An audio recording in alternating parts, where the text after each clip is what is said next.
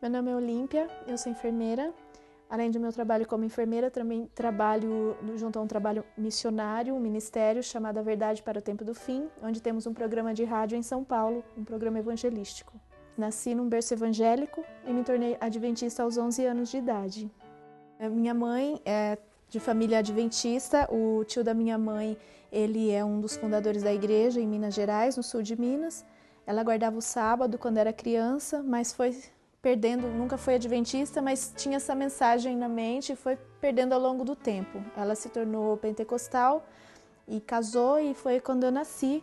Então eu fui criada numa igreja pentecostal e aos 7 anos eu tive um encontro com Cristo. Eu tinha comunhão com Ele, eu orava, eu sentia a presença dEle, sonhava com Ele sempre.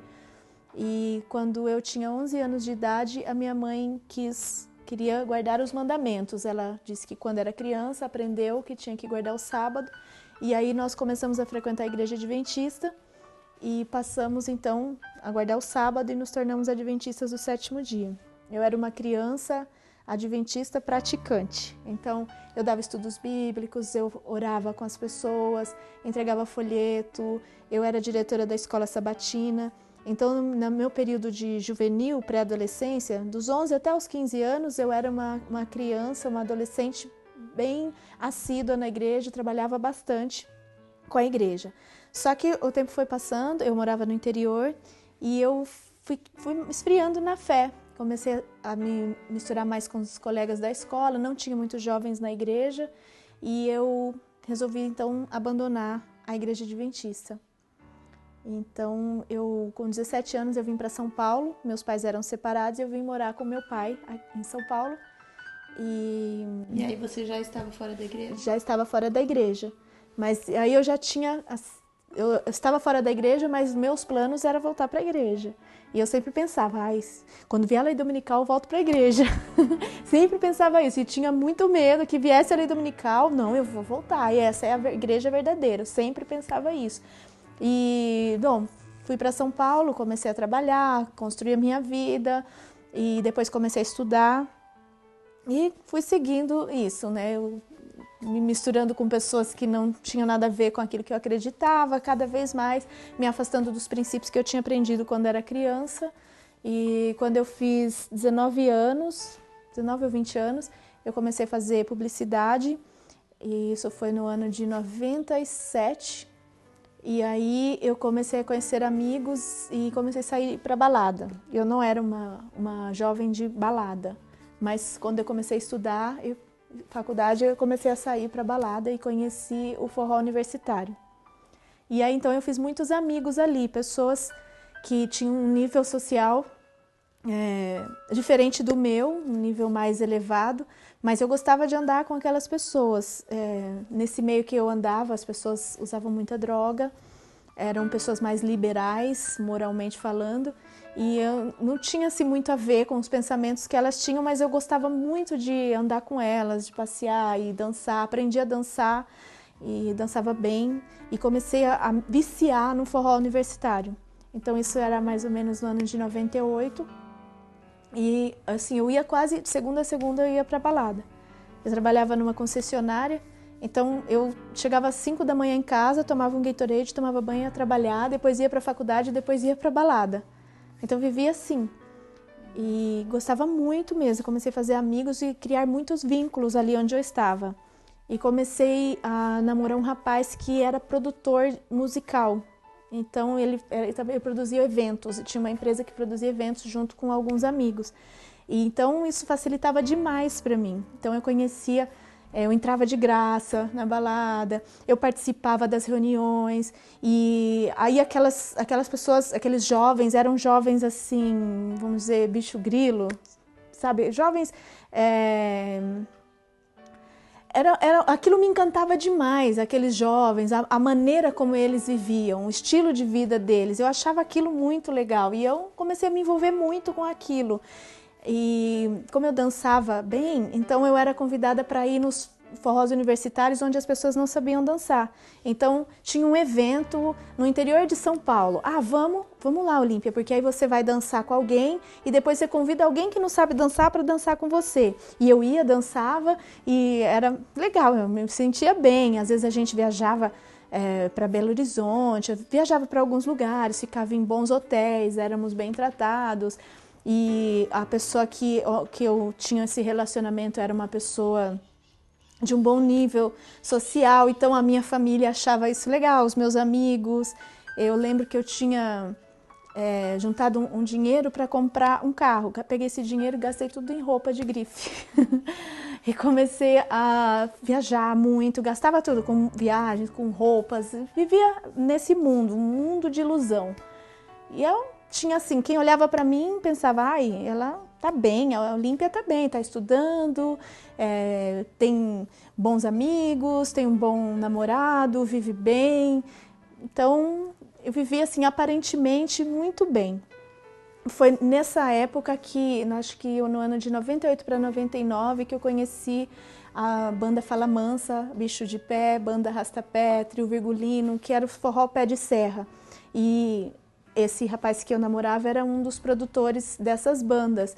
Então a gente divulgava muito essas bandas e ela começou a fazer muito sucesso entre os jovens. Então a gente ia na PUC, ia na USP e ali as casas de forró que tem ali em Pinheiros, na Lapa.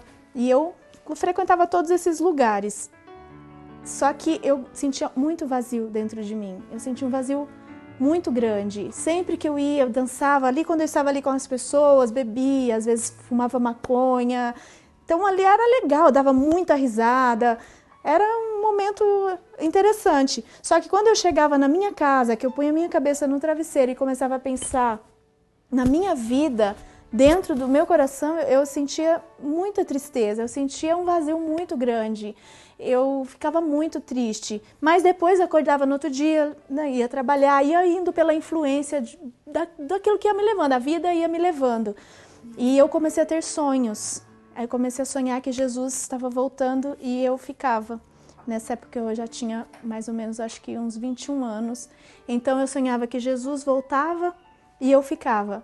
E desde criança eu sempre tive o sonho de poder conhecer Jesus face a face, poder vê-lo.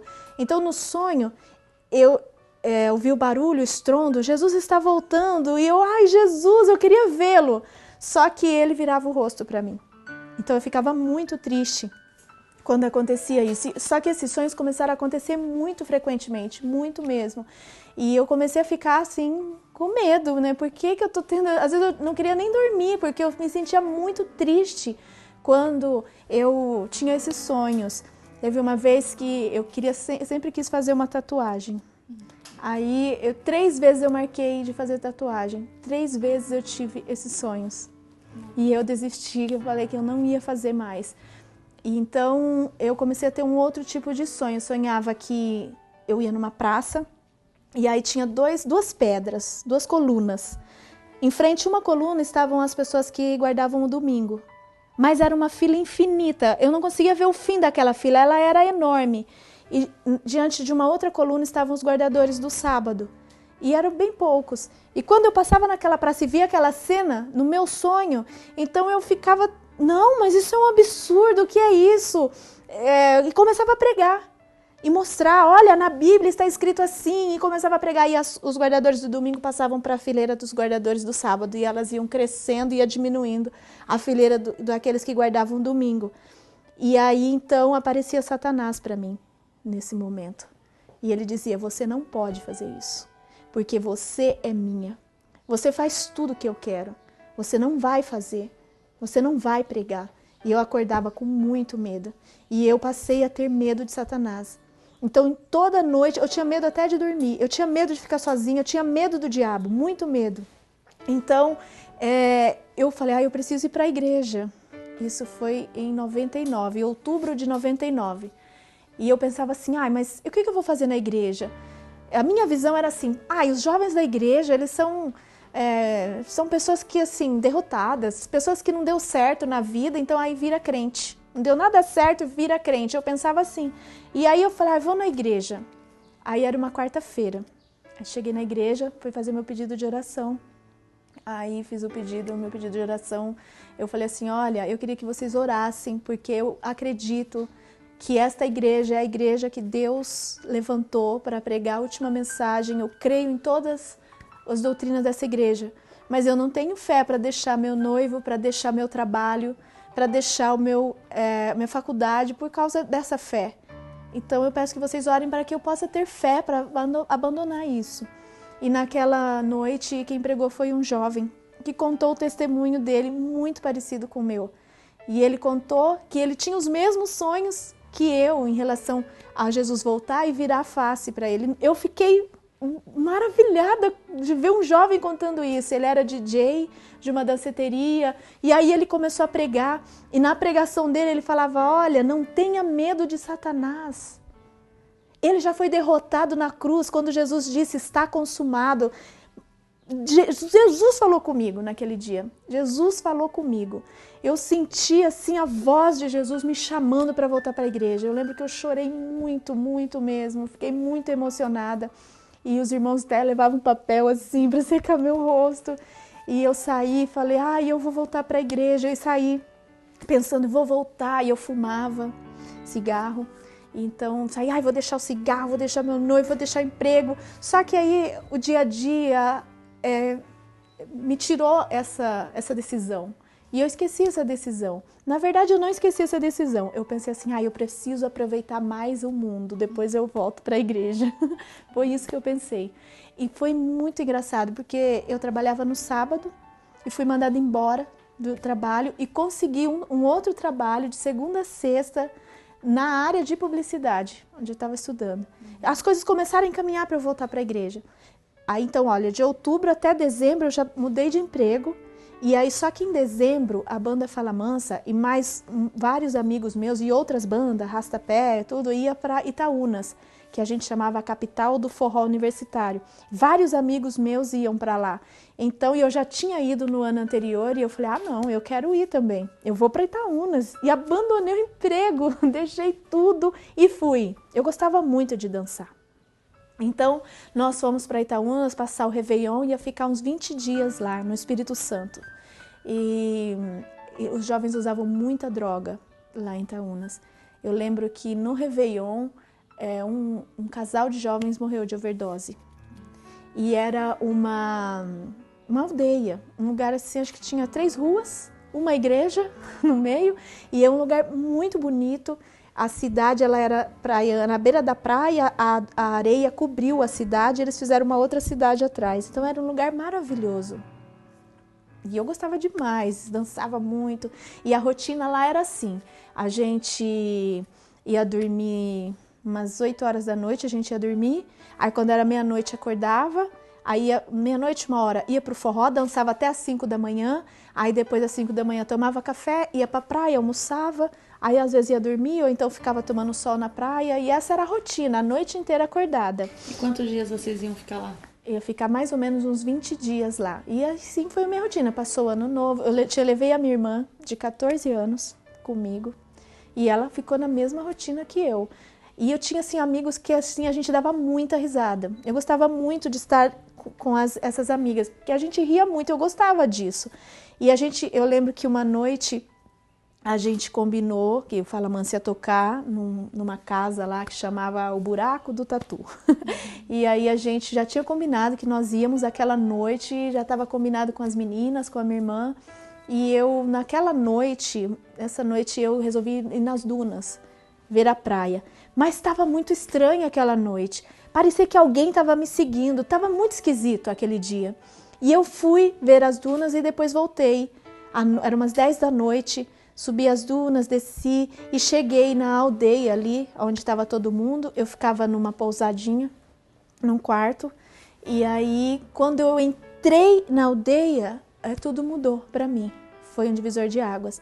Porque quando eu cheguei e saiu aquele clarão da lua, que a lua estava deixando clara na escuridão ali das dunas, e eu entrei, tinha os postes com as luzes e comecei a olhar o rosto das pessoas. Eu vi que aqueles jovens, eles estavam todos com demônios. Eu comecei a ver demônios. Então aparecia um jovem, outro jovem para mim, e tinha assim vários, uns tinham 5 demônios, outros tinham 10 demônios, 3 demônios atrás deles, manipulando, como se fossem marionetes.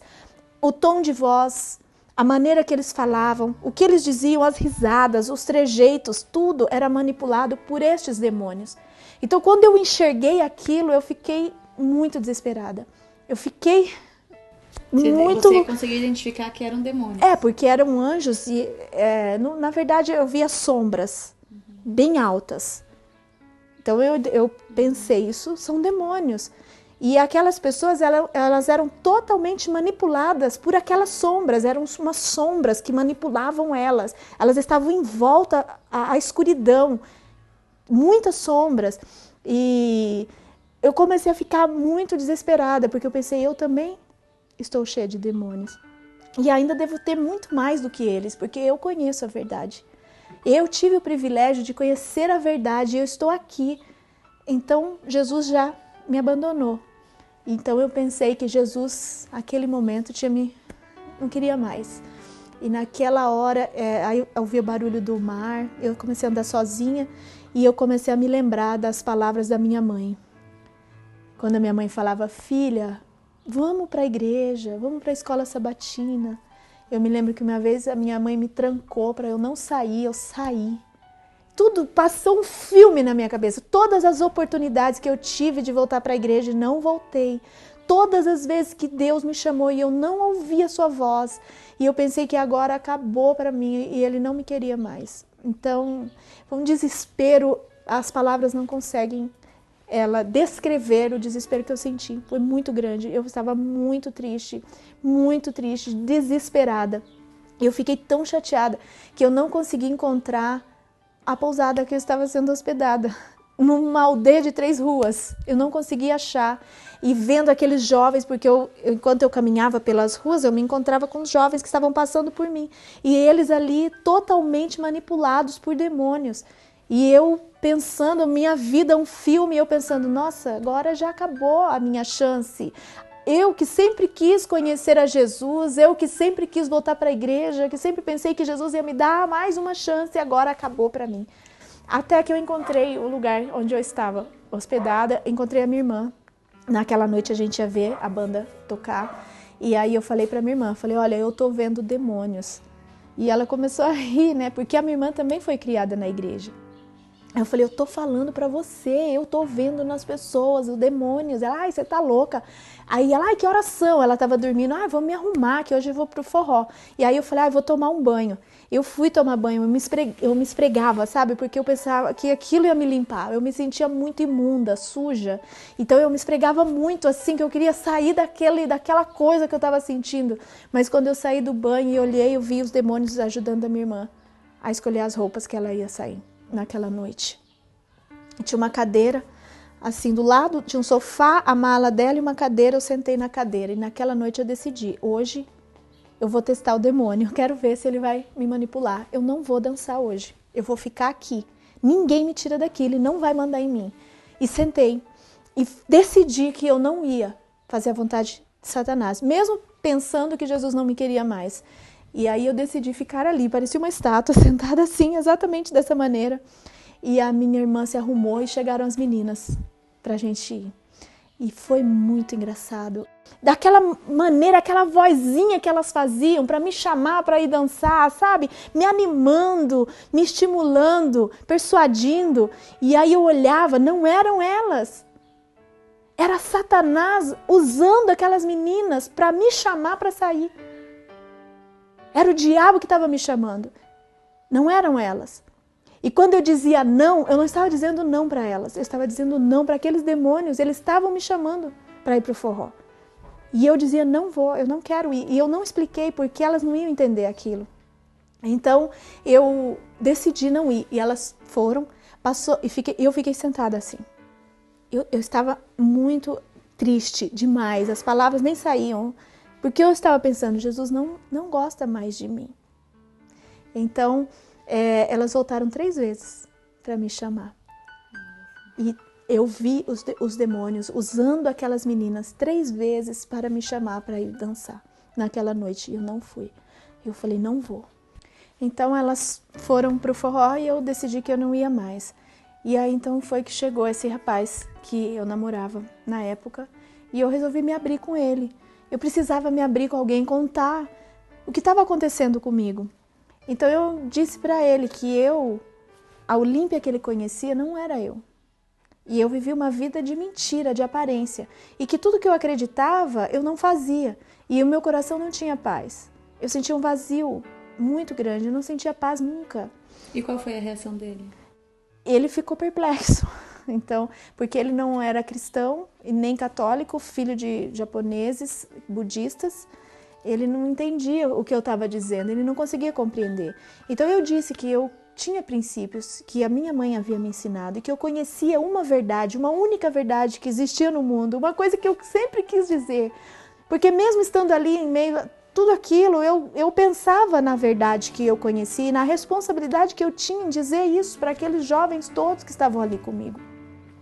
E eu fiquei falando até às 4 da manhã. E ele não entendeu nada. E eu tinha um anseio que ele pudesse me ajudar ali, que ele pudesse tirar de mim aquela dor que eu estava sentindo de pensar que Jesus não me queria mais. E quando eu falei até o final e ele não pôde me ajudar em nada, aí eu vi o meu desespero. Foi um desespero horrível, horrível. O meu pai faleceu e quando meu pai faleceu eu senti muita dor, mas não chegou perto da dor que eu senti em pensar que Jesus não me queria mais. Foi muito triste. Eu lembro que eu sentei no chão. Eu me sentei no chão e me saiu de dentro de mim um choro, um grito, um gemido de tristeza, porque naquela hora eu queria ter um folheto da igreja. Eu pensei, por que eu não tenho um folheto da igreja? Por que eu não tenho aqui a Bíblia, um inário, uma lição da escola sabatina, para eu ouvir a palavra de Deus e ter uma esperança aqui agora, porque Jesus não me quer mais. Quem vai me ajudar? Então esse rapaz falou assim para mim, Jesus vai te ajudar. Ele vai te ajudar. Aí eu falei, mas Jesus não me quer mais. Ele falou, ele vai te ajudar. Você não lembra quando você era criança? Que você era amiga dele? Ele vai ajudar você. E quando ele disse isso, apareceu um anjo de luz com as mãos assim para cima e tinha uma escada. No fim dessa escada, uma luz muito forte, eu não conseguia enxergar. Muitos anjos desciam e subiam essa escada e ajudavam aqueles jovens que eu vi cheios de demônios. E esse anjo disse, ele é o caminho, a verdade e a vida. E ninguém vai ao Pai senão por ele. E daquele dia em diante eu decidi voltar para a igreja. Dia 20 de janeiro do ano de 2000, voltei para São Paulo, procurei a igreja adventista e pedi estudo bíblico. E no dia 30 de abril do ano de 2000 eu me batizei. E Deus, ele fez e tem feito uma obra maravilhosa em minha vida. E eu creio que ele tem muito mais a fazer. Amém. E você tem alguma mensagem para os jovens depois de toda essa experiência que você passou? Eu tenho, sim. Eu quero fazer um apelo para você. Talvez você pense que Jesus desistiu de você, mas ele não desistiu. Ele tem uma obra na tua vida e ele quer fazer de você um soldado no seu exército para ganhar almas e um dia estar de pé diante dele.